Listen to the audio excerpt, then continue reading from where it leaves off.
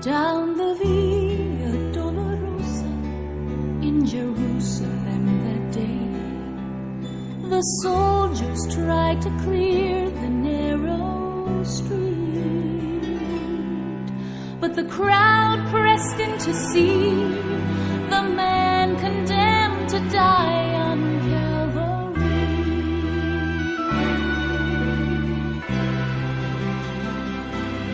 He was bleeding from a beating, there were stripes upon his back, and he wore a crown of thorns upon his head, and he bore with every step the scorn of those who cried out for his death.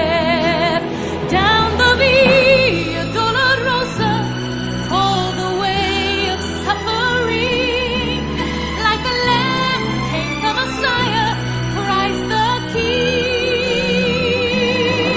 But he chose to walk that road out of his love for you and me.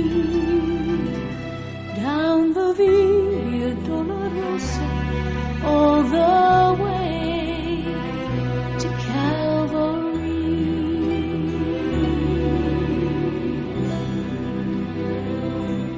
Por la Via Dolorosa, triste día en Jerusalén, los soldados le abrían paso a Jesús, mas la gente se acercaba para ver al que llevaba aquella cruz. Por la Via Dolorosa, que es la vía del dolor, como oveja vino Cristo, Rey y Señor, y fue Él quien quiso ir por su amor, por ti, por mí, por la Via Dolorosa al Calvario y a morir. The blood that would cleanse the souls of all men made its way to the heart of Jerusalem.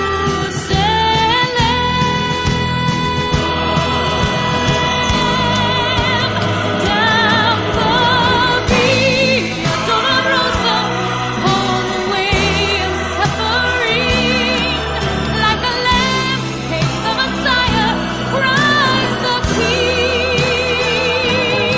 But he chose to walk that road out of his love for you and me.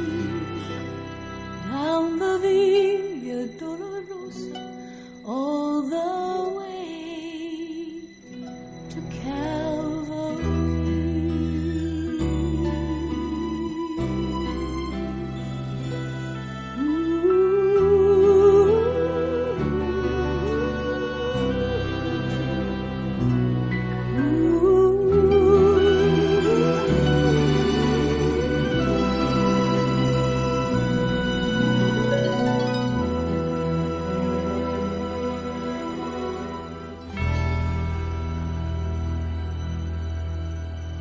Shalom saudara, kembali kita ada dalam Morning Devotion. Dan kita percaya bahwa hari ini kita mau berjalan dalam rencana Tuhan. Kita akan merenungkan firman Tuhan. Sebelum kita membaca dan merenungkan firman Tuhan, mari bersama-sama kita bersatu hati di dalam doa. Terima kasih Tuhan, oleh anugerah Tuhan kami ada hari ini. Dan kami percaya Tuhan sepanjang hari ini kami akan mengalami hal-hal yang luar biasa dalam tuntunan Tuhan. Kami percaya Tuhan, Engkau yang menjaga, menuntun, bahkan menyertai kehidupan kami. Hari demi hari kami berjalan dalam janji Tuhan. Kami mau mengenal tentang kebenaran firman Tuhan. Kami buka hati kami dan kami mau dengar firman-Mu. Berfirman buat kami Bapa, di dalam nama Tuhan Yesus kami berdoa, haleluya. Amin. Puji Tuhan, jemaat yang dikasihi Tuhan, saudaraku, kita hari ini ada dalam masa-masa minggu-minggu Prapaskah, dan tentunya besok hari kita akan masuk ke dalam satu peristiwa yang luar biasa, yaitu hari Jumat Agung. Kita tahu bagaimana di hari Jumat Agung adalah peristiwa Yesus disalibkan dan dia mati untuk menebus dosa setiap kita. Dan ini yang menjadi dasar kita bahwa kalau kita ada hari ini karena ada darah yang tertumpah, karena ada nyawa yang dibayar mahal, ada nyawa yang mati di atas Golgota untuk menyelamatkan saudara dan saya. Karena itu hari ini kita merenungkan firman Tuhan yang terdapat dalam Injil Matius pasal yang ke-26. Matius pasal yang ke-26 ayat yang ke-36 ayat yang ke-36 sampai 46. Di Taman Getsemani, maka sampailah Yesus bersama-sama murid-muridnya ke suatu tempat yang bernama Getsemani. Kalau judul perikopnya disebutkan di Taman Getsemani, tapi pada ayat yang ke-36 hanya disebutkan kata Getsemani. Dan ini juga disampaikan oleh Markus dan juga Lukas bahwa Yesus mengalami satu peristiwa di taman yang bernama Getsemani. Dan taman ini atau Getsemani ini berada atau terletak di Bukit Zaitun. Karena itu dalam Lukas pasal yang ke-22 disebutkan bukan Taman Getsemani, tapi Yesus pergi ke sebuah bukit yang bernama Bukit Zaitun. Lalu ia berkata kepada murid-muridnya, "Duduklah di sini sementara aku pergi ke sana untuk berdoa." Ingat, Yesus pergi ke Bukit Zaitun atau ke Taman Getsemani bukan karena dia tahu waktunya sudah dekat, bukan karena dia ada dalam satu tekanan, bukan juga karena dia mau mencari perlindungan, bukan.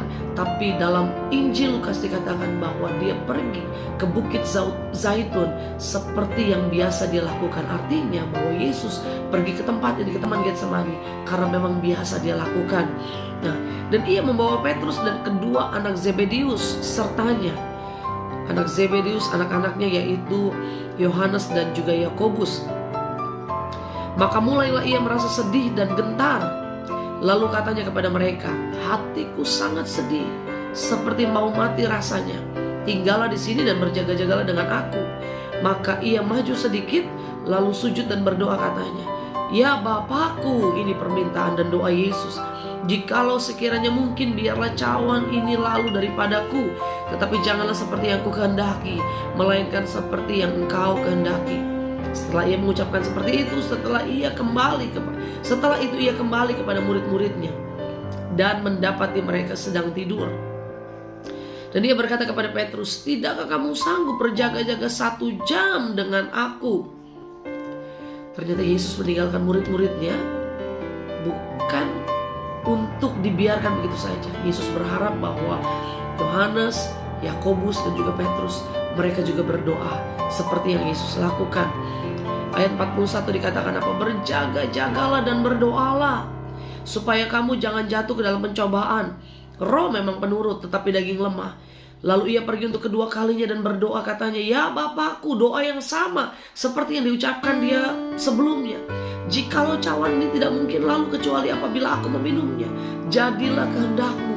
Doa yang sama, permintaan yang sama dari Tuhan. "Ya Bapakku, jikalau cawan ini lalu daripadaku." Tuhan pengen atau Tuhan punya kerinduan, bisa nggak saya nggak harus melewati cawan ini, bisa nggak saya nggak harus meminum cawan ini, atau saya nggak harus menanggung penderitaan ini. Dan akhirnya setelah ia mengucapkan doa yang kedua kalinya, ia kembali lagi. Ketika ia kembali pula, ia mendapati kembali ketiga muridnya sedang tidur, sebab mata mereka sudah berat. Ia membiarkan mereka di situ lalu pergi dan berdoa untuk ketiga kalinya dan mengucapkan doa yang itu juga. 3 kali dia ucapkan, 3 kali dia sebut doa yang sama. Dan akhirnya dia sesudah itu ia datang kepada murid-muridnya dan berkata kepada mereka, "Tidurlah sekarang dan istirahatlah. Lihat, saatnya sudah tiba bahwa Anak Manusia diserahkan ke tangan orang berdosa. Bangunlah, marilah kita pergi. Dia yang menyerahkan aku sudah dekat." Bukan Yesus tidak tahu bahwa Yudas dalam perjalanan untuk menyerahkan dia, untuk mengkhianati dia, untuk menjual Yesus. Yesus tahu itu semua dan dia tahu bahwa saatnya sudah tiba. Waktu yang ditentukan Bapa sudah tiba. Dia datang ke dalam dunia untuk menebus dosa semua umat manusia. Nah, saudara yang dikasih Tuhan, bahwa di Taman Getsemani ini adalah saat-saat Yesus mengalami satu pergulatan yang hebat. Dia memiliki satu kerinduan yang sangat luar biasa terhadap Bapaknya. Dia tahu bahwa waktunya sudah tiba, dia akan diserahkan. Dan apa yang dia rasakan? Ingat bahwa dia memang 100% Allah, tapi juga dia 100% manusia. Dia bisa merasakan sedih, dia bisa merasakan gentar, dia bisa merasakan susah, dia juga bisa merasakan takut. Bahkan firman Tuhan katakan bahwa mulailah ia merasa sedih dan gentar. Kalau kita baca dalam Lukas pasal yang kedua, di kisah yang sama, cerita yang sama, tapi dikisahkan oleh Lukas. Apa yang dikatakan? Ayat 43, ayat 42, doanya apa? Ya Bapakku, jikalau kau mau, ambillah cawan ini daripadaku, tetapi bukanlah kehendakku, melainkan kehendak-Mu lah yang terjadi. Maka seorang malaikat dari langit menampakkan diri kepadanya untuk memberi kekuatan kepadanya. Ayat 44, ia sangat ketakutan dan makin bersungguh-sungguh berdoa. Peluhnya menjadi seperti titik-titik darah yang bertetesan ke tanah. Kalau dalam bahasa kedokteran ya, karena memang Lukas ini yang menceritakan tentang peristiwa yang lebih detail apa yang dirasakan Yesus, yaitu Lukas ini adalah seorang dokter, jemaat Tuhan atau saudaraku, sehingga dia bisa menggambarkan apa yang Yesus alami. Apa yang dikatakan? Ia sangat ketakutan dan makin bersungguh-sungguh berdoa. Peristiwanya atau keadaannya seperti apa? Peluhnya atau keringatnya menjadi seperti titik-titik darah yang bertetesan ke tanah. Mungkin kita menggambarkan apa sih sebenarnya keringat atau darah begitu ya.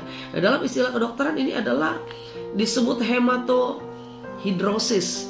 Saya lihat, saya pelajari apa sih hematohidrosis ini, bahwa hematohidrosis ini adalah satu perasaan kegelisahan atau ketakutan yang sangat luar biasa yang dialami oleh seseorang, yang mengakibatkan terlepasnya zat-zat kimia yang memecahkan kapiler-kapiler dalam kelenjar keringat. Jadi karena gelisah dan ketakutannya sangat dahsyat, sangat luar biasa, sehingga ini membuat zat-zat kimia bisa memecahkan kapiler-kapiler dalam kelenjar keringat, sehingga keringat yang keluar itu disertai darah. Dan peristiwa ini betul ada dalam ilmu kedokteran, atau hal ini diakui oleh ilmu kedokteran bahwa ada peristiwa ini. Dan ini betul diceritakan oleh Lukas yang adalah seorang dokter, bahwa apa yang Yesus alami adalah satu perasaan kegelisahan, kecemasan, ketakutan yang sangat luar biasa untuk menghadapi apa yang ada di depan Yesus. Nah, jemaat Tuhan atau saudara yang dikasihi Tuhan, saya percaya Yesus saat itu juga mengalami perasaan yang luar biasa. Di satu sisi dia tahu bahwa dia ada di dalam dunia untuk menebus dosa manusia. Dia tahu dia akan mati, dia tahu dia akan disalibkan. Tapi terlebih dari itu, yang lebih dia takutkan bukan soal kematiannya, bukan soal disalibnya, tapi Yesus lebih merasakan ketakutan terhadap murka Allah. Dia tahu dia akan menghadapi tantangan, dia tahu dia akan menghadapi pengkhianatan dari Yudas. Dia tahu dan sadar bahwa dia akan ditinggalkan oleh murid-muridnya. Dan apa yang dilakukan oleh Petrus sampai menyangkal Yesus karena peristiwa ini. Dan selanjutnya dia akan diolok-olok oleh orang-orang Yahudi, oleh kepala-kepala Farisi. Dan saya yakin bahwa apa yang akan Yesus lewati saat itu membuat satu gerakan atau satu tekanan yang luar biasa dalam dirinya. Terlebih dia akan menghadapi murka Allah. Nah, saudara yang dikasih Tuhan, bahwa peristiwa ini hari ini Kamis, malam ini kita akan melihat atau menikmati berkat Tuhan dalam malam Getsemani, di mana kita memperingati 2000 tahun yang lalu Yesus ada di taman ini. Dia bergelut dengan keadaannya, dengan peristiwa yang akan dia lewati. Dan karena dia tahu keesokan harinya dia akan diserahkan, dia akan disalibkan, dia akan mati di atas kayu salib.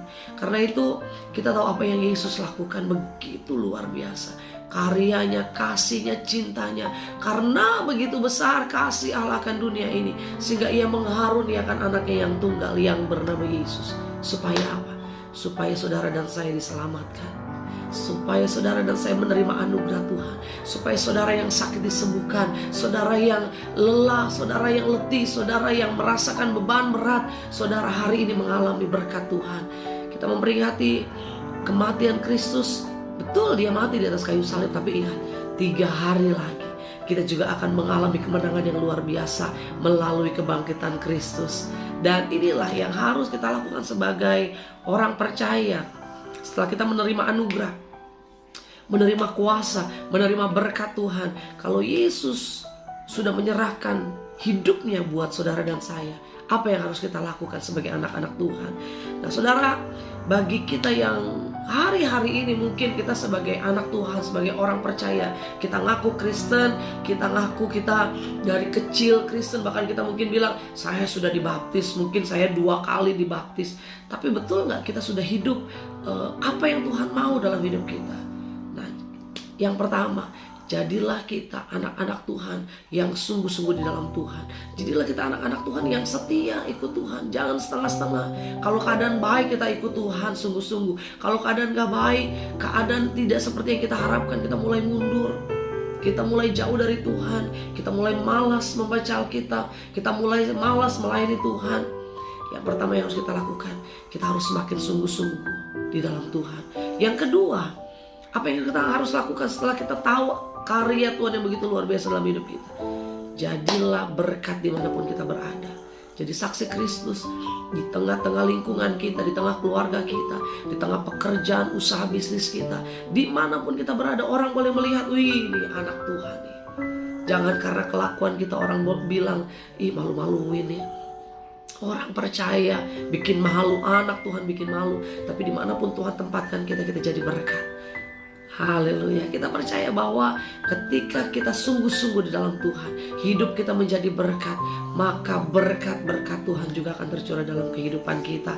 Dan yang terakhir, hari-hari ini kalau mungkin engkau masih main-main di dalam dosa, engkau masih setengah-setengah ikut Tuhan, ya dosa-dosa kecil bolehlah, ya kan, ya main-main selingkuh-selingkuh sedikit bolehlah.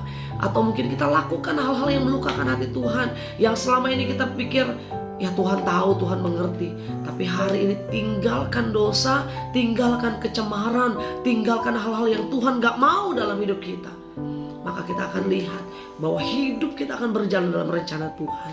Hari ini mari nikmati berkat Tuhan dalam menyambut hari Jumat Agung, hari yang penuh dengan pengampunan anugerah. Hari ini hari pemulihan, hari kemenangan buat kita. Nah, karena itu besok kita akan peringati Jumat Agung, tapi hari Minggu kita juga akan merayakan kemenangan yang luar biasa. Kita bersatu dalam doa. Terima kasih Tuhan Yesus. Oleh anugerah Tuhan kami ada sebagaimana kami ada hari ini. Dan kami bersyukur kalau hari ini kami boleh merasakan, kami boleh merenungkan bagaimana karya yang Tuhan berikan dalam kehidupan kami. Kalau Tuhan sudah mati buat kami 2000 tahun yang lalu, memberikan nyawanya, memberikan hidupnya bagi kami yang penuh dengan kelemahan, penuh dengan kesalahan. Karena itu Bapak kami bersyukur di Taman Getsemani Tuhan bergumul, Tuhan berdoa, Tuhan menyerahkan segala sesuatunya kepada Tuhan. Disitulah perasaan sedih, perasaan cemas, perasaan takut Yesus alami. Hari ini Tuhan kami berdoa Bapak, kalau Tuhan sudah melakukan yang terbaik buat kami, biarlah bagian kami lakukan yang terbaik dalam hidup kami. Biar kami sungguh-sungguh di dalam Tuhan, kami ikut Tuhan, semakin setia di dalam Tuhan. Dan biar kami menjadi berkat dimanapun kami berada. Hidup kami tidak lagi hidup di dalam dosa, bahkan hidup kami boleh menyukakan dan menyenangkan hati Tuhan. Berkati setiap anak-anak-Mu Bapak dalam pekerjaan, usaha, rumah tangga, keluarga. Kami percaya hari ini hari yang penuh dengan anugerah dan berkat Tuhan. Di dalam nama Tuhan Yesus kami berdoa. Haleluya. Amin. Selamat menikmati berkat Tuhan sepanjang hari ini. Tuhan Yesus memberkati.